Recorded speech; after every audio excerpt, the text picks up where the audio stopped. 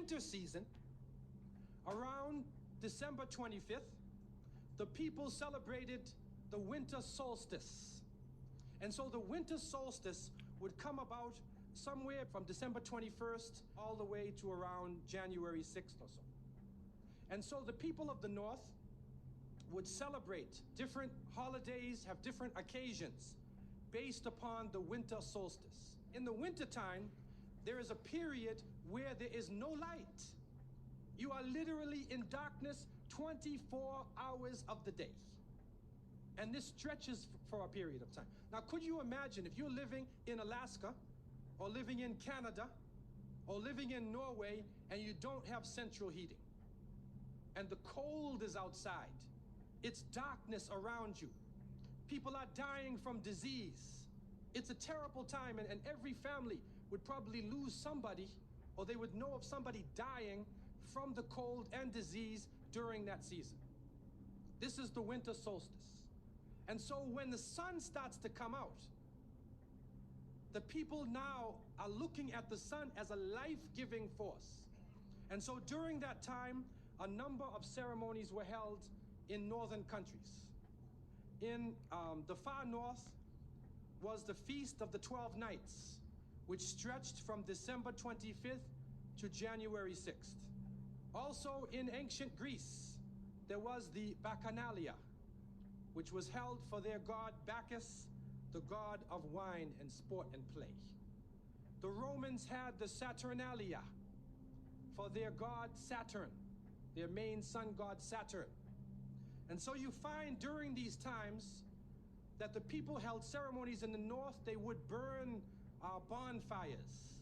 The light was important, the fire, because the fire represents the light, the life-giving force for those who worship nature. Also in the north, they recognized that there was one tree that despite the cold would still remain alive, the evergreen tree, the fir tree. And so in some cases, they would take this fir tree, believing that there was powers of life within the tree, and they would put it in their homes, set it there and put a light on the top of it, or burn them in the front, or they would make mistletoes and put them over their doorways, a type of what we would call ta'wiz or tamima. It is an amulet. And they would hang the amulet over their doors, hang the amulets in their home, hoping that this fir tree, that this so-called life-giving force would protect them from the danger of the winter. And so their ceremonies developed around this. And this went on for hundreds of years. We also find in the ancient northern countries, and the Druids of the north, they carried out special ceremonies surrounding the mistletoe and surrounding the fir tree and the beliefs, and they would meet within circular areas. And they had a secretive cult that spread throughout the far northern countries. One of the interesting individuals, and you can look this up if you can find it in the dictionaries or encyclopedias, is a man called Mithra or Mithras. This is a very mysterious character. And when you look at history, you find that this individual called Mithra was born on December 25th. His day of the week was the 7th day of the week, that we still call Sunday. He was supposed to be the son of the sun god himself, and they had a special sacrament made up of bread and wine, and they would make this drink, and supposedly he died for the sins of the people. Sounds familiar, doesn't it? But when you try to find Mithra or Mithras in the encyclopedias, they, through state intervention, erased the name. Why is this? That is because after the time of Jesus, Isa alayhi salam, when the message began to spread and they went north, and you'll see within historical writings that Barnabas, one of his disciples, met a man named Saul or Paul, who later called himself Paul. Paul said he saw Jesus on the Damascus Road. And he went to the disciples, but the disciples turned against Paul. Only Barnabas stayed with him. But when Paul and Barnabas went into Greece, Barnabas left him. Now, what is the reason why they all left him? What are the concepts coming through Paul? Many people say, well, they left him because he was Saul before and he used to torture the early followers of Isa alayhi salam. But also you can see, and if you look at present day Christianity, that most of the concepts of the Trinity, of the blood sacrifice, the original sin, and most of the concepts which relate to more than one God are coming through Paul. The preachers are quoting Paul sometime more than Jesus during their sermons. And so Barnabas left Paul. And somewhere in the early days, in Rome or Greece, somewhere in that area, those missionaries who were teaching the teachings of Jesus, Isa alayhi salam, met with this force coming from the north. And so you will see in ancient Roman history that in some cases the Roman emperor would go out to the Colosseum and the gladiators would be fighting each other and everybody's cheering for the gladiators. Sounds like one of our football games. They would go to the Colosseum, right? And the gladiators would fight. And then if one of the gladiators was down, and they would look at the emperor, should I kill him or not? And if he wanted to kill him, he would go like that, right? You know, that sign down. If he said keep him alive, he goes like this. You know how we use it today? Yes. Okay? Gives that sign. Okay? One of the terrible things happening during these rituals at the Colosseum is that they would bring the Christians out, literally men, women, and children, and feed them to hungry animals. They would take a hyena or a wolf or a lion and get it hungry and crazy and beat it and throw raw meat at it and then send it out on the people, and they would literally cheer and watch as the animal ripped the bodies apart. This is a terrible culture. Tear the bodies apart. And so somewhere along the line, somebody who couldn't take the torture, who felt that maybe we can win these people over, made a compromise.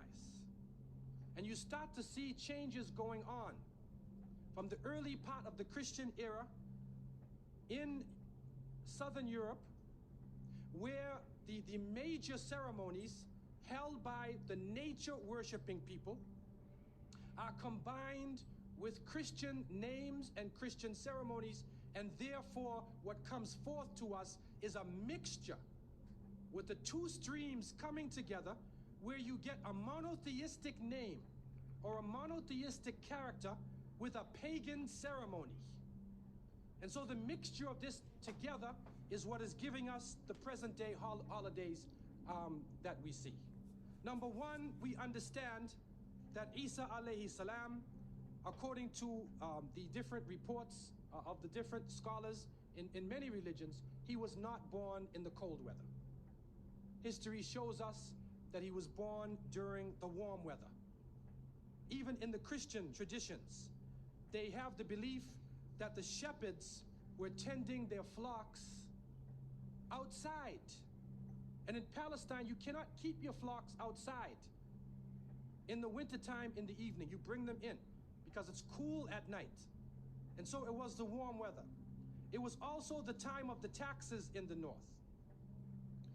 In the story coming in the Quran, when we see the mention in chapter 19 in verses 24 to 25, and we see the mention of the story of Mary, because it is the belief of the Muslims that Maryam, may Allah be pleased with her, was a virgin, and she had dedicated her life to the worship of one God, prayer and fasting, and by the power of Allah, that the Creator breathed his spirit into her, and she conceived Jesus. He said, be, and it is. She conceived Jesus, Isa alayhi salam, without a father, without a man.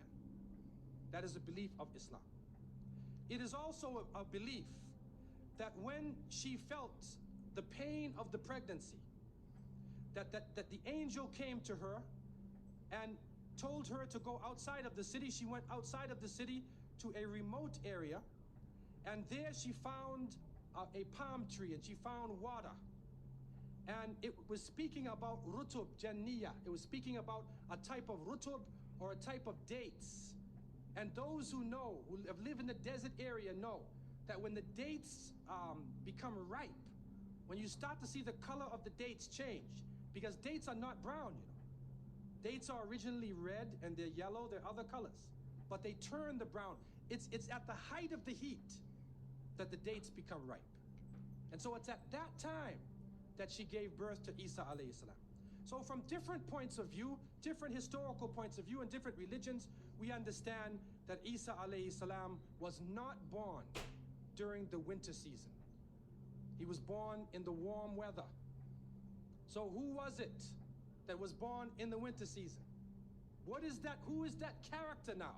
Let us become detectives and try to find out the answer to this problem. Number one, you have to understand this concept of Saturn, the concept of Bacchus.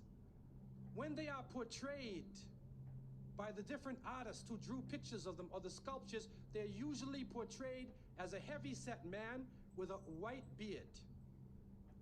And when in the Sistine Chapel, Michelangelo drew his picture, you could see the long flowing beard, and there are actually pictures of this man on a sled being drawn by snakes with wings. Snakes with wings. Snakes do not normally fly. But in this case, the snakes have wings, and the heavy-set man is on his sled being drawn by these flying animals. Sound familiar to you now, doesn't it? He's being drawn by the flying animals. He's performing miracles.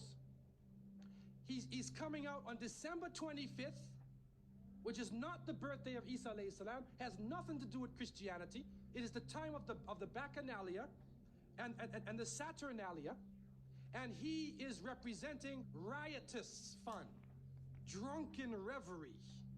And so what happens on Christmas, the Christmas season, especially in America, people today are not even thinking about Isa alayhi salam. They're not even thinking about Jesus. They're looking how they can get drunk. On Christmas, what is going on? In the Caribbean and many parts, if they offer you a Christmas pudding or Christmas pie or Christmas drink, watch out. Because it's probably laced with rum or wine. That's the spirit of the season. Now, this riotous occasion that was going on went so far that the Christian church banned it. And the Church of England, according to historical sources, actually banned it all the way to 1647. It was prohibited in England to celebrate Christmas because they saw Christmas as being a pagan holiday. This is an official position taken by the Christian church, the Church of England, who were known at that time as Puritans. What happened was an individual was superimposed. A name was superimposed. We hear about the name of Saint Nicholas. Saint Nicholas. Now, Saint Nicholas himself is actually coming from the ancient writings of Beowulf. And in these writings, which are done in the Scandinavian region, we find the name Nick or Nickel or Nicker. He was known as a demon, the demon of the north. He was known as the evil spirit of the north, the name of Odin, the evil principle. And so in Germany and in many of the northern countries, the people actually looked upon this so-called Saint Nick as being an evil force, and they would tell their children in the wintertime, don't go outside, because if you do, Nicholas will come along, Nickel will come along, he'll capture you, put you in his bag, and take you away. And so they used it as a negative concept. In Isaiah, in what is left of the Bible, in chapter 4, in 14:13, the devil is known as the prince of darkness. And it is an understanding that his throne, the seat of his power, is in the north. Somewhere in the north is the seat of power of this evil.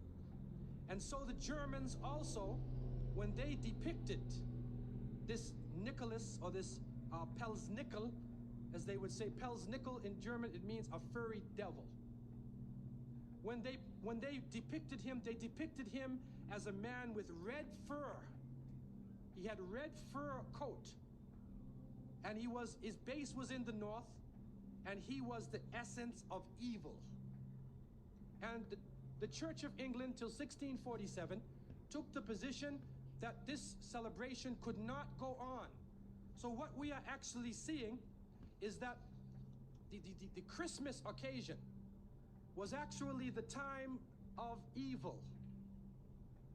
It was the time of the belief in the Saturnalia and the Bacchanalia.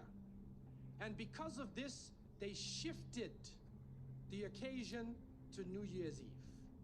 They shifted all of their feelings and their merriment and their evil to New Year's Eve. Now, before we go to that, looking back at Christmas, what is happening now in Christmas season? I don't know what goes on in Miami, but in the northern cities, on Christmas occasion, they put lights around and Santa Claus parades. Do you have a Santa Claus parade here? They have Santa Claus parades, and St. Nicholas is outside and he's in the streets and everybody's talking about St. Nicholas, and the poor children are taught that St. Nicholas is going to come down your chimney. Most people don't have chimneys in Miami anyway, but a 350-pound man is going to come down your chimney and bring you presents and keep his clothes white and red and go to all of the homes in the area and put presents in your stockings and put presents under your tree and then fly back out into space. And the father, the poor father who sweat and toiled all year to get you the presents, gets no credit for the present given to the child. St. Nicholas comes down the chimney, gives you this present, flies off into the night. And many of us were raised thinking, believing in this. Some of us would sneak into the night and look and see our father putting the present under the tree. We knew what he was doing anyway. But you went along with it, and the people say, well, you know, it's Christmas. Don't you like to have fun? You want to stop the children from having fun? What kind of people are you? But what are you teaching the children? You are using the name of Jesus, using the name of Isa alayhi salam, and you are using a figure who historically is the devil. The devil himself, wal-iyadu billah. They are using his figure, and he has now taken over the Christmas season. Christmas now to most people means materialism. You have to buy presents for your cousins and your friends, and you got to buy about 34 presents. And you find that most American people are in debt for 6 months after Christmas. Now, where is Jesus? You get drunk, you fight, you lose all your money, the stores raise their prices. Isa alayhi salam is described as a very humble person. Most of the time he didn't wear shoes, only 1 or 2 changes of clothing. A very simple person eating very simple food, fasting most of the time. You see what is going on? There are 2 streams now, a stream of polytheism, a stream of monotheism, and now the polytheism, the materialism, is overtaking the monotheism and standing in the way and taking over our society. And some foolish Muslims coming along from outside of in their country say, well, I just want to be an American. I want a tree too. So I said, one of the brothers said he had a Christmas tree in his house. He came for, I said, brother, do you know what the tree stands for? He said, no. Okay, I'll get a palm tree with dates. I'll make it halal, a halal Christmas tree. But brother, you have to understand what it means. You have to understand what it means. Number one, the Prophet ﷺ, when he spoke about, he talked about ar-ruqya, wa tama'im, wa tiwala. He said all of these things are shirk. That if you hang amulets, thinking that this ta'weez or this amulet is going to protect you from something, then you are actually giving power to the creation of Allah and taking it away from the Creator. If you think that by making some spells, going to a magician and asking them to put a spell on someone, you want to get married, so you go to the Sahir and say, put a spell on Ali, I want to marry him. Put a spell on Zainab. What kind of marriage are you going to have if you go to the magician? And so the Prophet, peace be upon him, named all of these things, the superstitions, the amulets, all of these type of things are the other stream which goes away from monotheism, from the belief in one God, and takes you into another.